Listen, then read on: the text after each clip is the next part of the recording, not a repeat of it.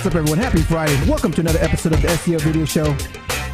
Today we'll be talking about Google bot indexing and crawling with our very special guest, Carolyn Holzman. I see a bunch of you out there already. Don't forget to say hi in the live chat. Edwin, hello everyone.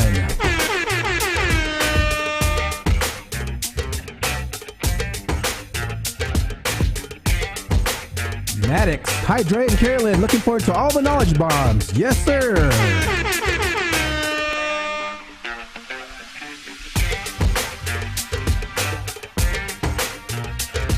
Luther says hello.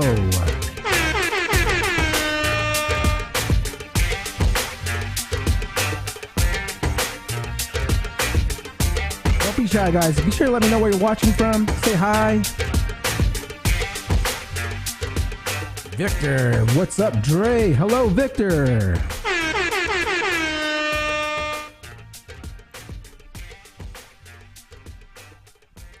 Natalie says, happy Friday. Happy Friday, Natalie.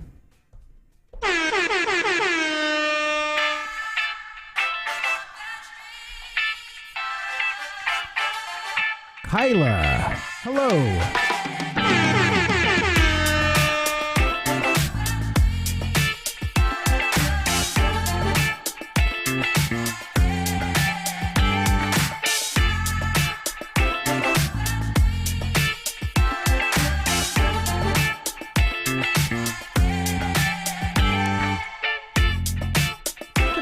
We're talking about the Google bot indexing and crawling with a very special guest today, Carolyn Holzman.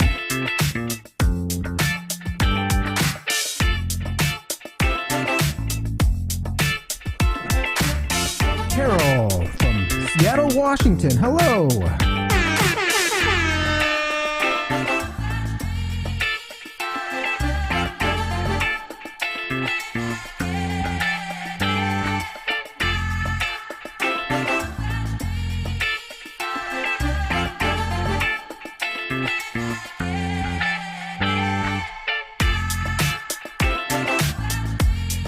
Ernesto, Dre Dog, what's up, my man?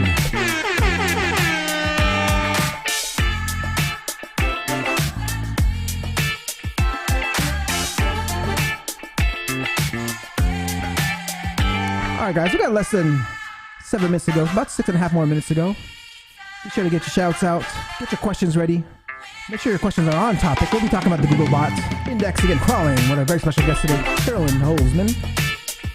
It says, happy Friday, Carolyn and Dre.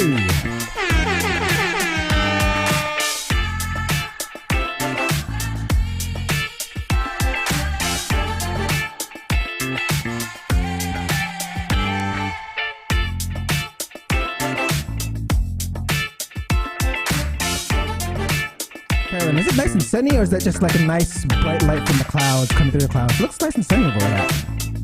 It is bright and sunny. Oh, nice. It's raining and flooding over here in the Bay Area. Oh, no. You're in Texas, right? Yes, Austin. Austin, Texas.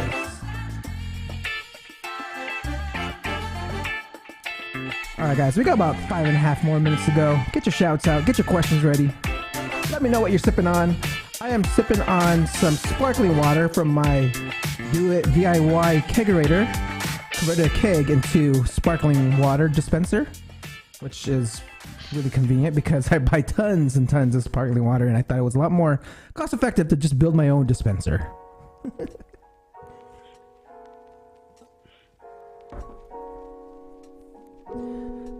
I am totally out of the SEO in 2023 books, so if you hit me up last week, you're getting your copy mailed out. I think Daniel, you hit me up. Thank you. Yours will be going out today. Rayhom.com. Hello. Yo. Hello, Dre. Hello, Ray.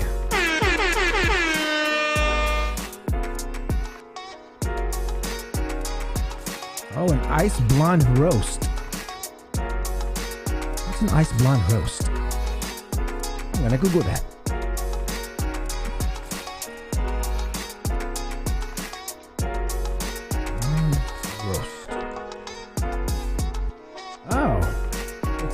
Starbucks coffee. Go red team.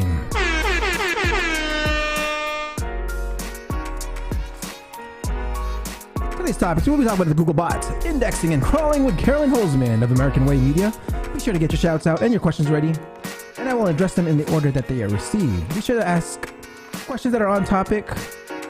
I mean, if Carolyn wants to answer your topical cluster questions, your keyword research questions, I'm pretty sure she can answer them, but let's keep it on topic. Let's keep it on the Google bot, indexing and crawling.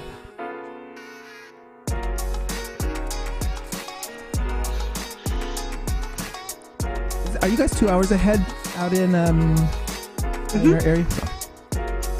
Yeah. So you got me at a good time. Yeah, After lunch. After lunch, that's when you just like, it's like, oh, lie down, chill a little bit. Well, depends on what you eat for lunch. Oh yeah, that's right. No food coma. All right, That's Nico. Right. Nico says, happy Friday.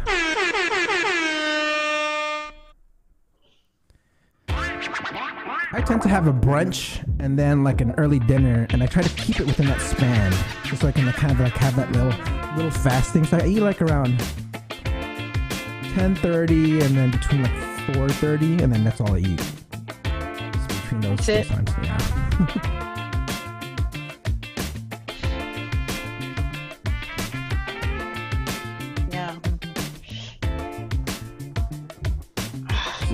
Your next speaking gig is out in Arizona, right? Are you going to go to, is that SEO Spring? I'm going there, not speaking. The next speaking is going to be in Denmark at Jesper's conference. Nice. How long are you going to stay out there? I mean, I'm pretty sure you're going to stay out there longer than just the conference, right? Because you have to... Yeah. I got really into Viking shows during COVID. Uh-huh. And so apparently there's a lot of Viking settlements around that area. Oh, nice. Denmark. So I'm going to be an adventurer. Love it. Yeah, I caught a few. There's a few that I caught on Netflix, some Viking shows on there. Oh, they're great. And there's a lot of them. Yep. Love it. I mean, I'm a big Game of Thrones fan. Game of Thrones fan. So like anything like kind of related, like totally with it. That's fun. We just started the Medici series, and it's just great. What service is that? Well, I think that's Netflix. Netflix. It's Medici. So, yeah, it's more like the Italian Renaissance time period, and so it's kind of cool. Got it. All right, guys, we got one more minute to go. Get your shouts out. I'm going to go ahead and get things ready here. And Carolyn, I'm going to put you on mute real quick, and then I'll unmute you right when I introduce you. All right, guys. Sounds great.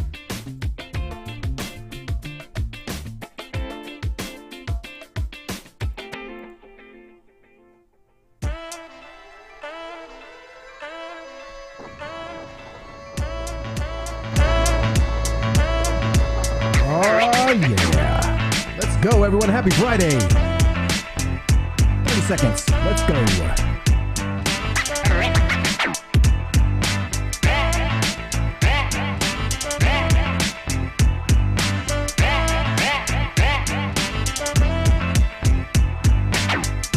Rayham, I met the Vikings cast at Comic-Con.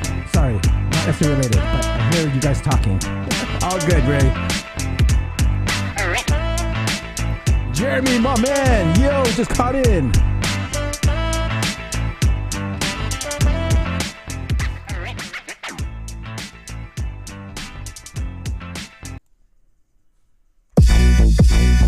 Yeah, hey, time to get it started, no delay, let's work.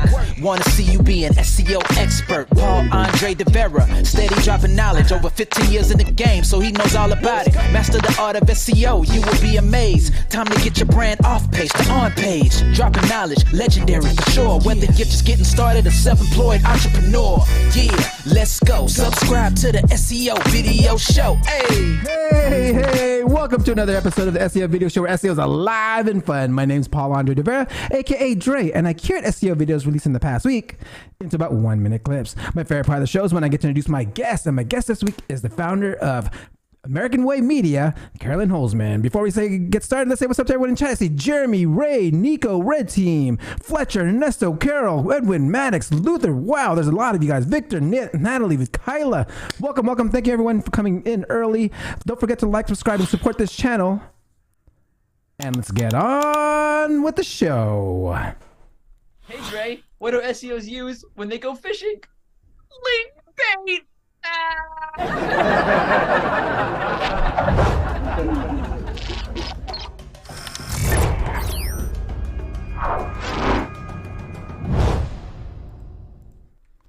Let's start off with Google News. Okay, with Google, be sure to check out this past week's Google Trends. This past week, Google updated their Google Trends. You can now explore real-time trends right out of the homepage. The trends are updated hourly and accompanied by links to relevant news, articles, and you can learn from more and about the trending topic. Okay, the link to the article is in the description below. Google just posted a new office hours video. These videos always have some clues and nuggets.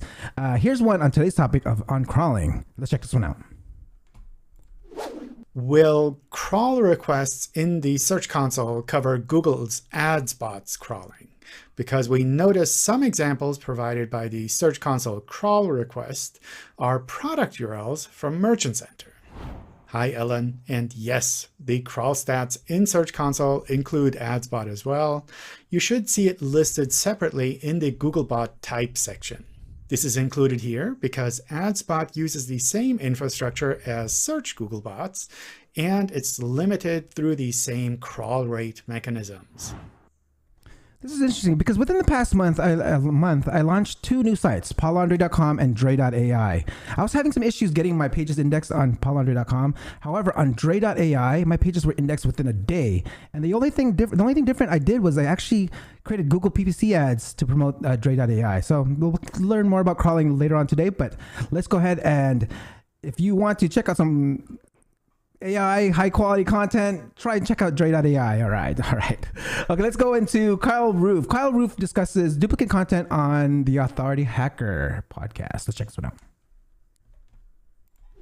So when you talk about duplicate content, do you mean like basically they're looking for new information about the product? Let's say everyone has reviewed the same iPhone, for example, like everyone's gonna say like, oh, it has a screen that's this bright and this and this. Maybe they're looking for something that nobody else has said yet or something that comes from having tested it, right? Yeah, I think so. It's one thing to give the specs, which everybody's gonna give, but then once you kind of elaborate on that and get into terms that could be easily identified as a personal experience type term, the AI content's gonna be treated the exact same way as duplicate content is. Because like, let's say we all ask the same question. 50 websites ask ChatGPT the same question. You're going to get, I think, relatively the same answer. So you think essentially through patterns of content, maybe not, it doesn't say the same words, etc., but the structure of the article is the same. It makes the same first point, the same second point, the same third point. I think and so. Google's going to be like, well, I've seen this before.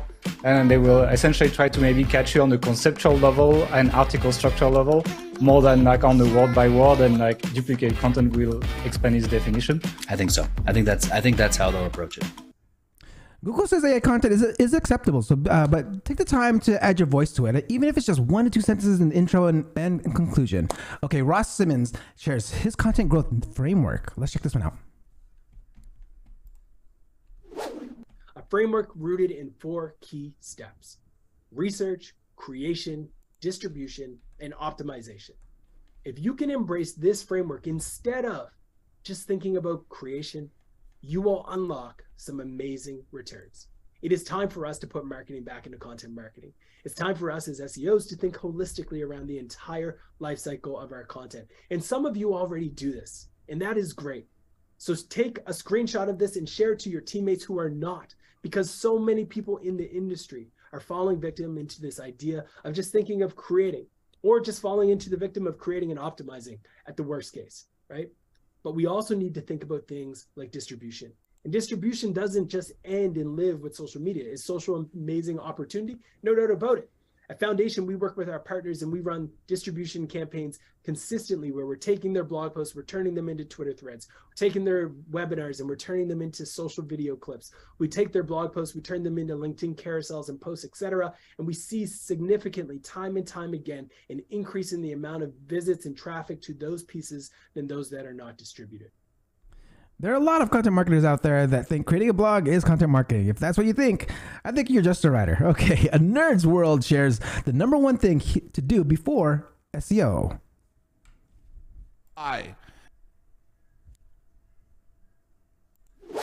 The number one, let me just say that with more emphasis, the number one thing that you need to understand before even starting your journey into SEO is you must generate traffic to your website yourself.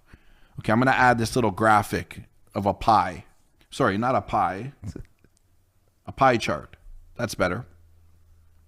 And understand there are 4 ways to generate traffic to your website for free. The 5th option is pay-per-click or ads. We're not going to talk about pay-per-click because this is an SEO video. SEO means organic, means you're not putting money into it. So there are 4 ways to generate traffic to your website. Okay, stick with me for a sec.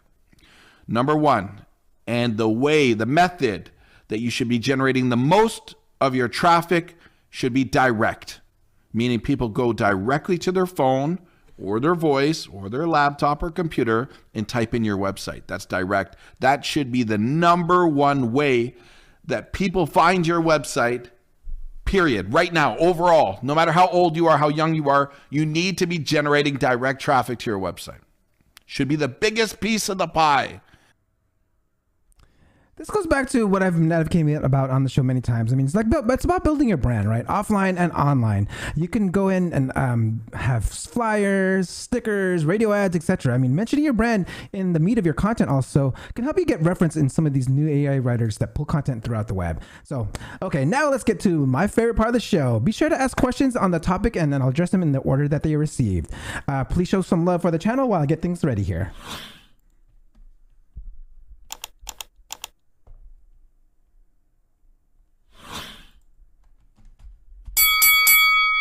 Carolyn has been doing local SEO for over 13 years. She's an SEO tester, podcaster, speaker, and media researcher. She is the host of Confessions of an SEO and frequently get on the SEO Fight Club. She teaches forensic SEO training once a year, and her indexing student research is published daily on the YouTube Crawl No Crawl channel. Please welcome the president of American Way Media, Carolyn Holzman.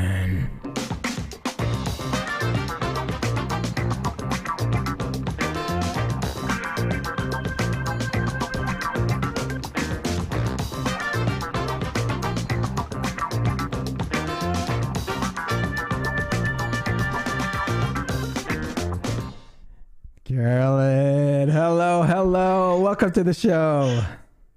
Hey, Jay. Good to see you. Hello, everyone. Let's give a round of applause for Carolyn. All right, Carolyn, I'm going to get right into it. This is the first question I ask all my SEO professionals that come on here in 1 minute or less. How does Carolyn get the ranking on page 1 of Google? In 1 minute or less? Yes. Talking about it in 1 minute or less? Yes. Okay. Truthfully, just be more topically relevant than the 90 others. That's that simple. And there you go. Hard. First knowledge bomb of today. All right. Hold on. Let's rewind this real quick. Let me rewind this real quick. Carolyn, take us way back. About what? This is 2013 years ago. On how'd you first get into SEO? I was a local business owner. And I was marketing my business, and I had started it in the dark ages where the only thing was the yellow pages. Mm-hmm. And so all of a sudden I noticed all my clientele was getting older and older, and I wasn't getting new ones, and I couldn't quite figure that out. And one day a courier came by and was like, "Oh my gosh, I didn't know there were 2 of you in town." And I said, "What told you there was only 1?" And so he said, "A Google." And I was like, "Show me this Google thing." And so he took 2 minutes out and showed me, and I was like, I need to learn about this. Love it. Okay, so what part of SEO that made you actually made you so interested in it? Well, first off, like I say, I was trying to market my own company. Mm-hmm. And I was invited to a Armin Morin sort of informational workshop up in Dallas. And it was a 3-day event. And I went with some friends because I thought, okay, I know there might be something here for me, but I didn't know what it was. And then the last day, the last speaker, after lunch when everybody was asleep, the SEO guy got up and started talking. And he was a pub owner in London, and he talked about what he did to rank his own establishment there in London, and that he started doing it for other companies. And he was talking about SEO in a way that I'd never heard anybody talk about it before. It was very plain, very simple. It was, you need to let people know what you do, where you are, and there are specific areas on a page where you can tell them that.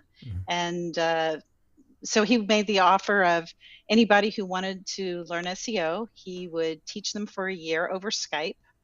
And I went to the back of the room and said, well, first off, I need to make sure that you can help me with my keyword, right?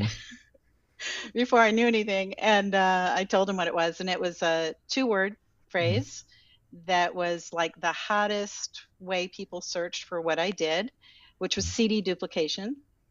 And so I studied with him for a year, and we used my company as the guinea pig. And within 2 years, I ended up ranking on page 1 nationally for the term, and it completely changed my life.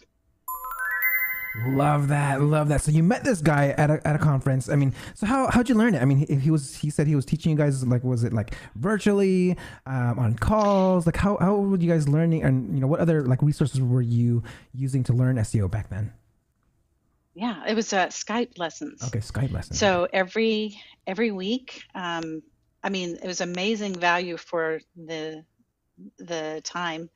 So it was basically, he would show me things, and then I would use my own site. And then the following week I would show up and say, this is what I did, and this is what's happening. And so we really used, I would never recommend anyone use their money site as a guinea pig. I didn't even know enough then, right? Yeah. But but we weren't doing crazy things. It was very basic, meta titles, descriptions, what was on the page, and a little bit about backlinking and things, but nothing crazy or anything until I did go crazy. Love it. I mean, so besides him, I mean, were there other resources like websites you were going to, forums or books or anything like that? At the time, primarily I used Majestic, some free software tools, and I actually relied on what I saw in Google in terms of what was working. So I would practice by sort of analyzing, why were these guys doing well?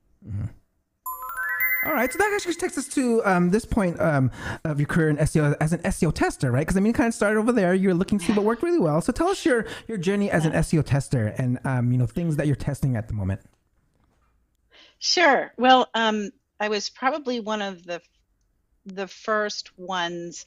I met Kyle Roof at a conference, and we were talking and over lunch, and I was just asking him questions about what he did, what his process was, and he said, "Oh, well, I do this, and then I test for if it worked or not." And I was like, "Well, how do you do that?" And he said, "Well, I find words that Google doesn't know." And I was like hooked, because then I was like, tell me, how do you find words that Google doesn't know? And so next thing you know, I find like we're calling and emailing and sharing things back and forth. And I had my first test was actually looking at a question in a forum that at the time, everybody's response was, should the title and the H1 be the same? Or should they be different? And so everybody had an opinion. And so I was very, very frustrated, because it was almost like whoever shouted the loudest is the one that won, that shut everybody else up. And the assumption was that last person spoke, so the answer they said had to be the answer. So that became my first test, and and again, remember, it was evolving as we went. Yep. And so I had bought like 2 domains, set up a 2-page test, and within 10 minutes had my answer. Oh, wow. Love that. I'm curious, what was your answer at the time? I knew you were going to ask me that. I'm pretty sure it was the fact that they were different. Okay. But it was, I wouldn't set the test up that way now, right? Yeah. I would have many, many more pages and many, many more tests to know for sure, was that just a fluke or was that actually something? Love that. Okay, so before we talk about Crawl No Crawl, which is one of your digital assets and platforms you have out there, let's talk about Confessions of an SEO. I mean, take us to tell, for those that haven't listened to it, tell us more about Confessions of an SEO. Okay, it is not an interview show. It is truly me sharing my thoughts, feelings, experiences. I feel very torn by the fact that as an SEO, the people that we really, really need to help the most are the ones that are most resistant to being helped. Mm-hmm. They've been burned, they've been spammed, they've spent thousands and thousands of dollars on people that promised them things that they didn't deliver. And so I wanted something that could maybe ease our burden, like share so that everybody knows they're not alone in that. Mm-hmm. But then also provide something that business owners or stakeholders could digest mm-hmm. a little bit more, so that they're not always learning about SEO when someone is trying to sell them, which, is immediately a distrust factor. Love that. And everyone, if you haven't listened to it, you should listen to it. I mean, you can do yoga to it. It's like a very, very calming, soothing discussion, or Carolyn speaking on the topic of SEO. So be sure to check it out. And let's get into Crawl No Crawl. This is something you've been doing for hundreds of months. Yeah, hundreds of months, right? This is a test this is a test that you've been on, that's ongoing, and you document this every day on your YouTube channel, right? So tell us a little bit more about No Crawl, and what you're testing, and what you're this showing on your YouTube channel about it. Sure. Where it came from was in 2021, JavaScript rendering turned off, and it turned off for months. And I always tell people, ask me how I know this, right? Mm-hmm. So when you're involved in a project that used a lot of JavaScript, it was like it worked, and then it didn't work. Mm-hmm. And so we were all very, very frustrated as testers. Even we were struggling to get our test pages indexed. And one night there was we all got together for test reviews, mm-hmm. and where we would share our test, our setups, our results, and everything. And this topic came up about how frustrating it was. And Ted Kubitis was leading the discussion, and he was like, man, it'd just be so great, if we could get a body of work that would demonstrate this, and that way, it could be third party and people could have access to it. And he literally described what it ultimately came out to be, which was publicly shared. Mm-hmm. I had been testing on a weekly basis, mm-hmm. but it was so bad that it was like I felt somebody kind of needed to fall on that knife. Mm-hmm. And it's been an amazing, when they say labor of love, it truly is that. I wake up early and do the readings, and I'm back now, testing every day. Like there was one point, it was so frustrating. I was like, if I'm beating my head against the wall mm-hmm. 7 days a week, maybe it'll hurt less if I only beat it against the wall 3 days of the week. So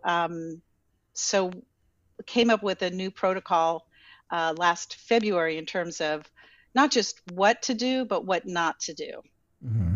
when it came to getting things indexed. Now, ironically, it has also changed this January into February. So I've been finding some things about that. We can talk about that in more detail, but that's really where it came from, was just the fact that we all had a problem, and I was the one that stepped up and thought, okay, rather than wait for somebody else to do it, why don't I just do it? Love that. Love that. Helping out the community. Love that. Okay, so let's get right into that. Let's January and February. What are some test results that you're actually finding here, like about indexation? Okay, are you ready? Yes, I'm ready. The thing about it is, first off, it's super nerdy, and I get very excited about it. So when you're in Search Console, we've seen it for years, but some websites are designated as a primary desktop crawler, and some are primary smartphone crawled sites. And up until now, there's never been any difference between the two of them to even bring that up, right? And so what I found was that there were two experiences for indexation. If you had a mobile primary crawler site, you could launch, get a crawl, get it indexed, and get it findable within 48 hours. For the desktop site, it was like never. You would go do the exact same thing, and it's not like everybody wants to believe that the problem with indexation is your content. There is no way that it is your content, because I write crappy, random alpha, absolute gibberish, nonsense content, as well as the kind that is written by someone who knows what they're talking about, all the way to the things in the middle, like through GPT chat. So it doesn't matter. The crawl that can't judge your content before it crawls it. So that can't be the reason why it doesn't get crawled. And so what ended up happening with the desktop site is everything was like the same, except when it came to serving that content, which is what most of us call indexed.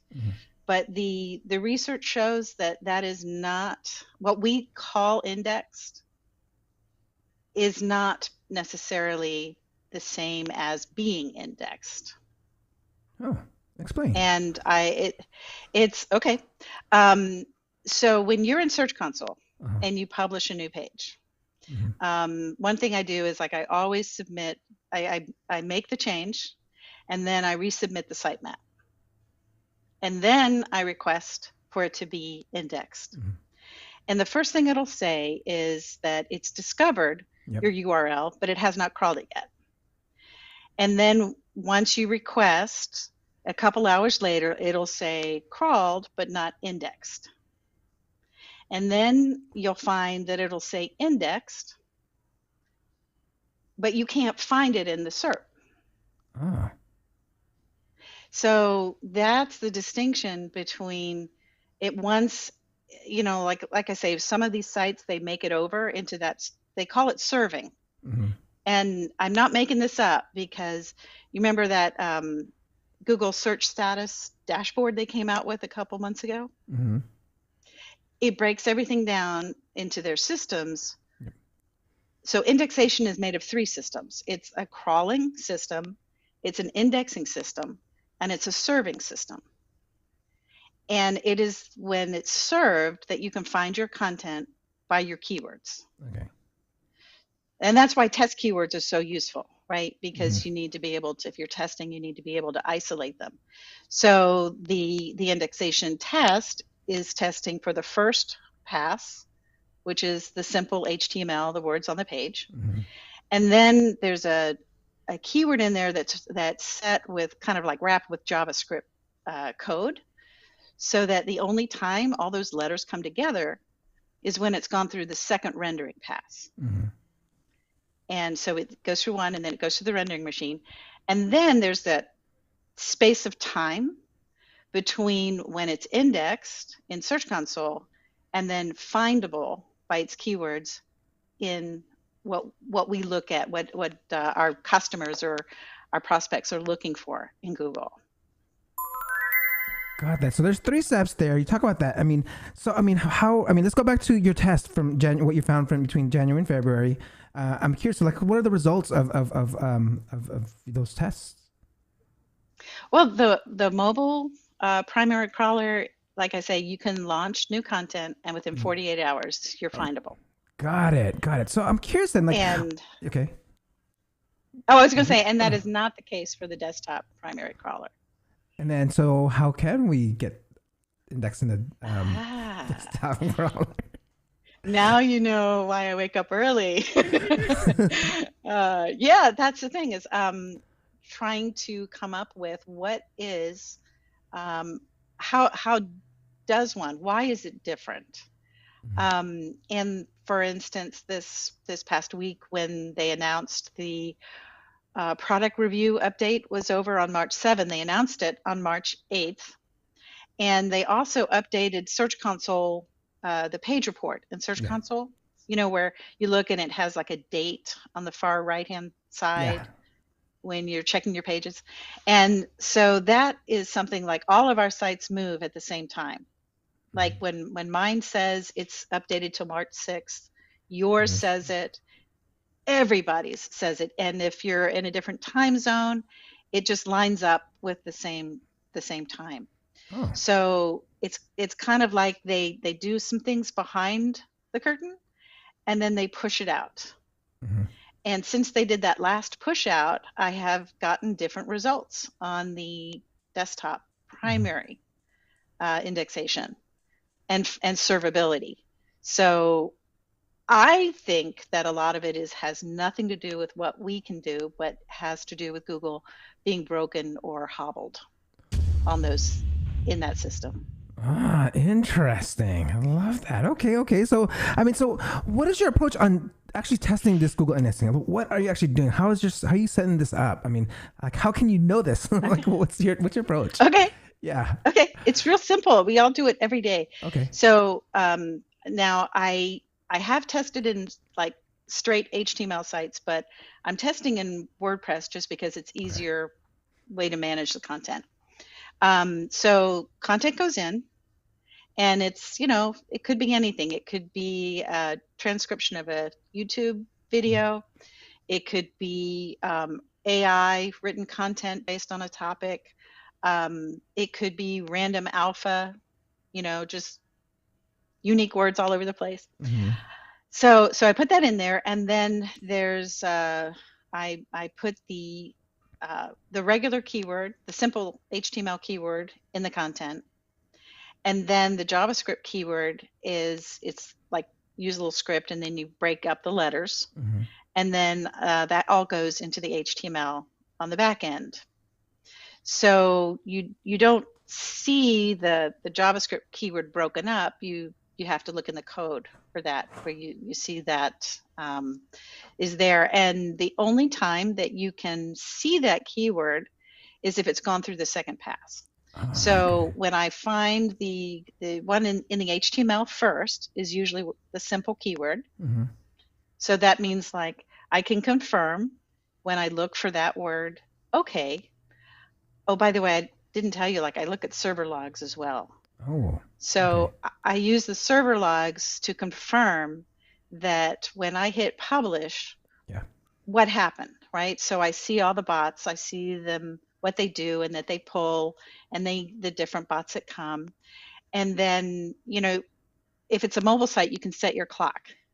And I know that within, 48 hours, I'm going to be able to search for both of those keywords, and both those keywords are going to pull up only my page. Because my page is the only one that has those words on it. And when I can find the simple and not the JavaScript, that tells me it went through the first pass, but there's some holdup on the JavaScript. And sometimes the JavaScript doesn't come in at all, which is weird to me. So when you go back through Search Console, you can find out, sometimes pages will say like, oh, we didn't index these. And when you look at the reason why, they tell you very clearly it's Google Systems. That's not your website. That's Google Systems. So the only way, they don't come back and correct it. You have to be proactive and go, no, I want you to, they'll say like fix and validate, but there's nothing for you to do. Because it's Google Systems. So if you just hit validate and then they find everything, they'll say, okay, everything passed. And you think, okay, I'm done. But you actually have to resubmit them one by one to get them through back into indexing. So it's kind of a Donnybrook in there some days. Man, that's interesting because I mean, this may be selfish of me, but I want to, because I have this one page on paulandre.com. It's like everything, all my pages are indexing, and this page, I actually launched this page earlier than a lot of these other pages, and I'm submitting it, I'm updating, I'm submitting my sitemap, and this one page, just my services page, it's not indexing. So I mean, what would your process of me or you trying to identify the problem here? Like, how would you address this indexing issues? Like, why is this happening? You know, you said something very interesting about the 2 sites that you had and the one that you did the paid ads for. Yeah. Okay. Yeah. So what might have happened is that this is on the one that you did not run ads on, correct? Yeah, this one I did not run ads on. Yes. Okay. I would almost say it's probably that you might need, are there any backlinks to it? No, there's internal links. Internal links? Yeah, internal links to it. Yeah, I would probably, well, there are things I would do that I probably wouldn't say publicly. So, I mean, what do you think? I mean, it's about, I know there will be ways that we can do to get it indexed, but I mean, what can you think would be a problem of causing it? I mean, like, why would all the other pages get indexed and this one page just won't? It's being stubborn. It's like older than some of my other pages. Right. There's a lot of theories out there, and part of it also is, you know, we make the assumption that every page is going to be indexed. Yeah. And I've seen reports and case studies where people like they looked at Amazon and less than half of their pages are indexed. And you're thinking like, man, Amazon is like an authority site. A lot of people may be linking to it, you know, they might be affiliates of it, that kind of thing. And so I do think that sometimes it's like if they don't have enough reference documents on, you know, because let's say it's probably a brand, like they're looking for certain things.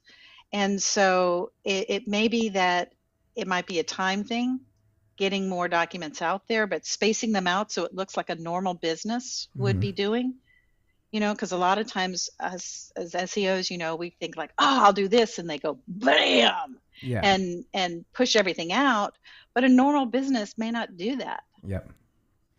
So I think, you know, and if all your traffic is coming from Google, that might also be a thing where it's kind of like, that's not fair, you know, this is our house. And you don't just get free business out of our house. So, you know, it's kind of like thinking like, you know, if it was your search engine, what might make you not index everything? And then so you get a little creative and you come up with things. And you know, I've always said to my clients, you know, please let's not let Google be the only source of traffic, that maybe you should send out some emails so that people are clicking from other things, so it shows you marketing it. Yeah. And people responding to it. Love that. So that kind of brings back to the video I actually shared earlier this in the episode or in the show with I'll talk about direct traffic. I mean, like, what are your thoughts on, like, you know, getting the direct traffic? So you're totally in agreement of like getting external traffic to get that index, like using radio ads, getting people to like go to your site. You know, there are traffic can index a URL. Google has said that.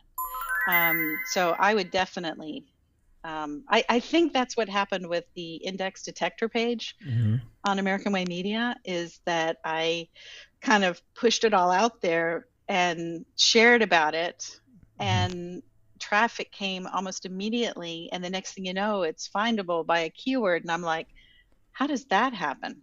So I think that's how that happened. Love that. Okay, so I'm curious, like, how do you stay up to date with all the changes of all these like index algorithms? I mean, like, you're doing these tests, but I mean, do you adapt to these tests? I mean, do you, these changes? Like, how are you keeping up with all the algorithm changes? Well, see, I think for for ranking, sorting, an algorithm is a correct way to call it. Indexing is a system. It's a process. It's a machine. So the machine doesn't change. Oh, okay. That makes sense. Makes sense. Like what I look at, what changes is I actually scope out each individual bot in the server log. And when I started doing this, I didn't count the bots, and then it dawned on me that maybe I should. So when I started, everything kind of was pretty static. It remained the same, and then all of a sudden, it was always a Google bot, but the Chrome build kept changing. Oh, okay. And so what happens is they have a pattern that there's a new one gets introduced, and it's always the mobile bot that's new when like coming in with the brand new Chrome build. And then and I'm going to phrase this as far as everything last year. The new mobile would test against the most recent mobile before it. So this one would crawl the HTML, the new one would crawl the HTML, and then the second mobile bot would do the rendering, pull all the pieces. And they would do that and test that. And then suddenly you would find a desktop version of the same Chrome build as that new bot that came along. So they build them in pairs. So, but they always go mobile first and then desktop. Got it. And they've had a couple of duds, ones that showed up for 1 or 2 days, and then whoop, we go to the next one. But it's always, I think, the browser, the Chrome browser build, that they're going with the most stable version, and then there's always security updates on things like that. So that's what changes. Got it. So I'm curious, like, how are you measuring the success of your indexing tests? I mean, are you having like 10 properties, and you if they're all happening at the same time? I mean, how are you showing success, like measuring the success of your tests? The thing about testing is that the success is what do you learn, right? Yeah. So it's, and I have many sites, but the challenge is always time and the resources to create new content. Yeah. So primarily, I have my 2 workhorses that I publish on, but then when I see something weird, I check it out. I have like a sort of secondary sites that I also, have control over, and full server log type thing. And then so if I see something weird, I try to test it on something else before I go like, hey, I found something new. Excellent. All right. So I want to go into, you talk about server logs. And I'm curious, are you just looking at the logs straight in like an Excel sheet, or do you have a visualizer to like kind of look at these logs? Because I want to look at my logs. Or are you just looking at raw data? Yeah, I'm looking at raw data. I don't like looking at raw data. Because they're always, the hosting provider has certain criteria, however they do it. So whether it's an Apache log or one that's just, individual records, 1 line each kind of thing. The trouble with visualizers is they only look, like if you want to say how many Google bots are in here, they only look for the part of the crawler agent string that says it's a Google bot. Okay. But it doesn't separate it out by Chrome builds. So that's why I have to do it. I'm hoping that I can convince some programmer who can build a parser for multiple things, like if it has this and this and this, show me all of those.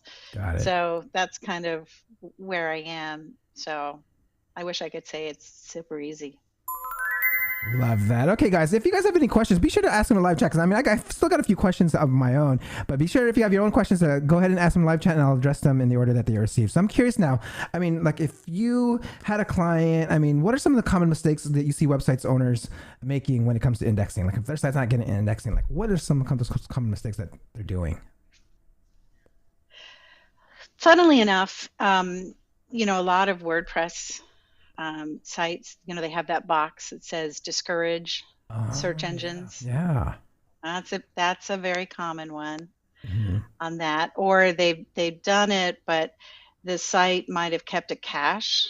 It wasn't like a dynamic cache that would update, and so it's still showing. Like if you look in the source code, it's like it's you got to clear all this out so that when the bots come, they know it's okay. Because the thing about a Google bot is that they do follow the rules. If you don't want that page indexed, they'll respect that. Got it. So they'll take your word for that. So I'm curious. That actually brings me to a question that's kind of related. Like, are you messing around with your robots file? I mean, like in your test, are you like putting things in the robots.txt file? Yeah, I didn't realize that because the robots actually does a lot, right? It does. I don't test with the robots text files except to make sure that I have one, and I always put the sitemap in there. And the reason I do that now is because when I was watching the bots in the server log, the minute you say, hey, Google, I got a new page, the first thing they head for is that robots text file. Got it. So if you've got a sitemap and you're not putting it in your robots text file, you're missing the opportunity to catch the eye for all your other content. Love that. Okay, so for those that are not as technical as you on like analyzing, like getting indexing, I mean, like for those that would like have Google Search Console set up, I mean, what are some like tips that you can give them on like analyzing indexing issues within the Google Search Console? Sure. So when you're in there, you go under the pages report on there and scroll down, and you'll see what pages, like anytime. This is my second pet peeve. Okay. I'll tell you my first pet peeve later, but this is my second pet peeve, is that SEOs or people who are trying to get their business into Google, is that they think if something doesn't work, it is due to some fault of theirs. And when you scroll down and that thing says, this page is not indexed because, and you look to see who's responsible for this not being indexed, 9 times out of 10, it will say Google Systems. Yeah, okay. So that's... And, and what's really cute is that a lot of SEOs will say like, okay, well, I need to do something different on my page. And you're like, why? Google already told you it's not you, it's them. So now, there might be things for you to do in terms of validating the fix, resubmitting it. But it's not your fault if Google is messing up. Does that make sense? Yep. Because I watch people struggle and just I know how that feels, right? When you publish something up there and it's like, what have I not done right? Yeah. And it very often has nothing to do with you. It doesn't mean there aren't things to do, but it just don't make it about you, is what I'm trying to say. Got it. All right. So, I mean, you explained this earlier about getting, let's talk about like actually, you weren't going to share, you were about to share something that I stopped you, but let's talk about like getting your site's indexed, because I mean, you said you do mention like everything that we can do in Google Search Console, whether it's the site maps and everything like that. And there are other ways you can get your site indexed. I mean, there's like external factors, right? That we can actually do. I'm curious, like, what are some, like, someone has a large website and wants to get like a large number of pages indexed. What would you, I mean, whatever reason, like, would it be, whether it's backlinks or what other ways can we index our pages besides just Search Console, if we want to give that extra boost? Yeah, the trick about it is getting the crawl. That is the biggest thing, right? So when you know that, that's why backlinks are useful, right? Because they reference, and you can see in Search Console, it'll tell you where it found your page. Oh. It'll say, it'll list the site maps, but it'll also have a referring page. Yeah. And so sometimes that's an internal link. Yep, that's usually on that. Yep. And it's usually that internal link is on a page that has a lot of backlinks. Okay. You know? So you're saying, like, if we want to get one of our pages indexed, find one of your most powerful pages that has the most backlinks, put an internal link on there, and that could really increase our chances of getting that page. It can increase your chance of a crawl, but remember, if your topic is off, if the two pages don't, make sense to be together, you might get the crawl, but you might not get the ranking of that page where you put that backlink. Does that make sense? Love that. Okay, Massimiliano asks, what do you think about indexing services like Omega? Do you recommend using them? Okay, here's my thing about indexers. They have no special door into Google any more than the rest of us. And when Google is accepting new content, they work great. I recommend them. When Google is not taking in new content, you can pound on that door all you want. They are not going to let you in. They're not going to let them in, because there are times during the year where, you couldn't get a page indexed if your life depended on it, because they're just not serving anything new. And that's the types of things that I've seen, because I've done this now for over a year and a half. And there are periods of time in the year where it's like Google is just out to lunch. They might be working on something else. And for the time being, they've got plenty of content. They're not ever going to turn an empty page for a search, right? They've got plenty of documents that they can serve. And so it might be a situation where, it could be a week, could be 2 weeks, could be 3 weeks, and then suddenly, they're open again. So that's my recommendation on indexers is, use them, but understand they don't have any special door. Love that. Okay, we're coming close to time here. I'm going to have a couple more questions, so be sure to ask your questions and sneak them in here. So I want to go into something that I've kind of talked about this on other episodes, but it's how do you address issues with like index bloat? And for those that don't understand what index bloat is, can you explain to them? Yeah, it's all the things that could be indexed but don't add any value and very often are duplicate content. Now, this brings me to my number one peeve. Okay. Everybody calls duplicate content, like for instance, I think there's two things at play. Duplicate content is the same content on the same domain. And I see that a lot.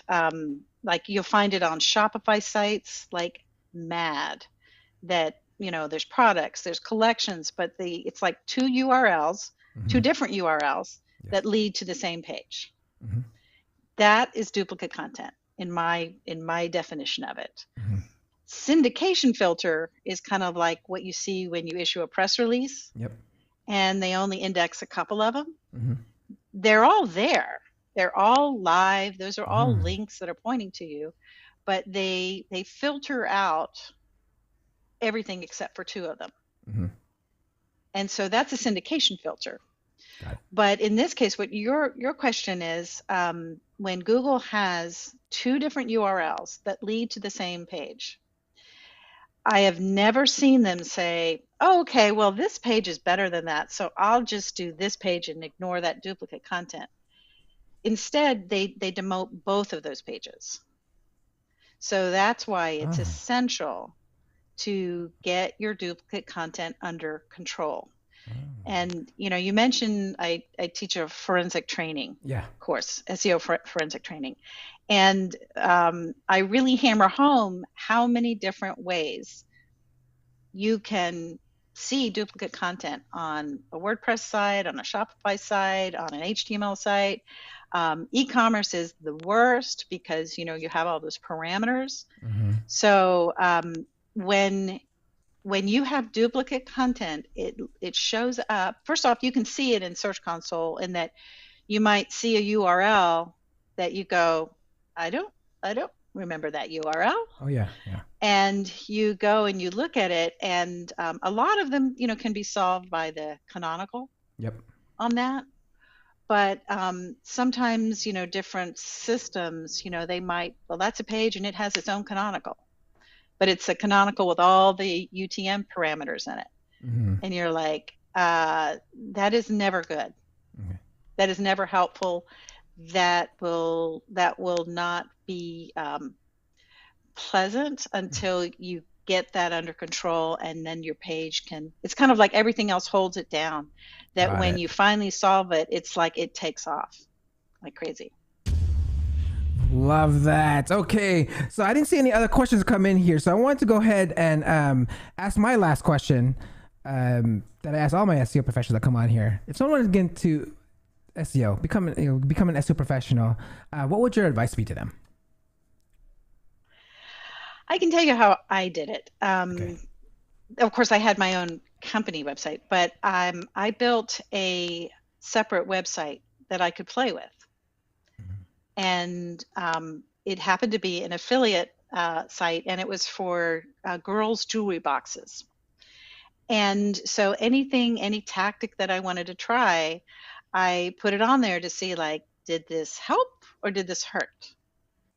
And so it kind of creates a place where you can play and you can be brave, and try things that you wouldn't try with your money site. I think Ted Gobitis calls it a safe place to fail.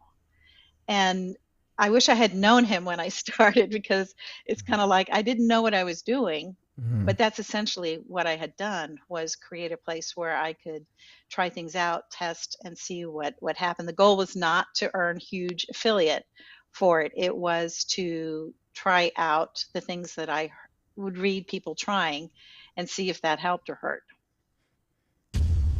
Love it. Okay, so if there's any last comments, advice for everyone, and how can people get a hold of you, the stage is yours, please. That's great. Well, I'm easy to find. You can find me on Facebook, LinkedIn. You can there's a chat bot on American Way Media on there. YouTube is easy. I do respond over there, and I guess Twitter. But no, I just think that, we're very lucky now that we have these communities. When I started, there were not. They were masterminds, but you had to already be an SEO to get into those. Mm-hmm. So now it's like there's practically anything you want to learn, you can learn. I think the piece that is, maybe now where we are is educating on strategy. Like, why do we do the things we do?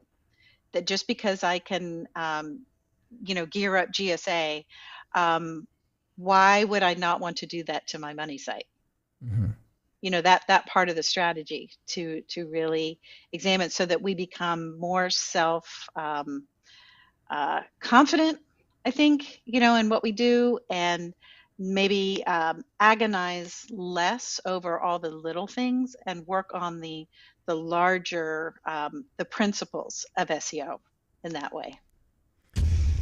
Love it. Thank you so much, Carolyn. Let's everyone give it a round of applause.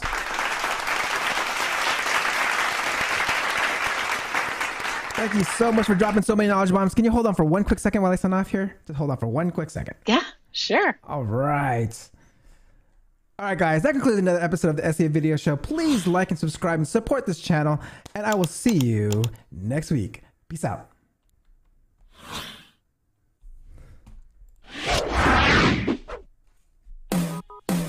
Thank you for watching. Hope you come back next week. Make sure to subscribe. You don't want to miss a thing. Hope you learn something new, because the vibe is incredible.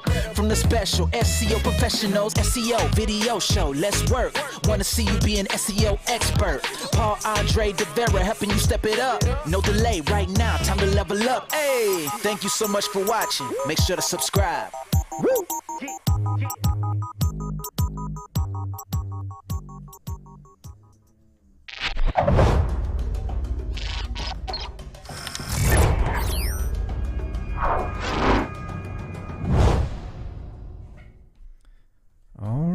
right, let me go ahead.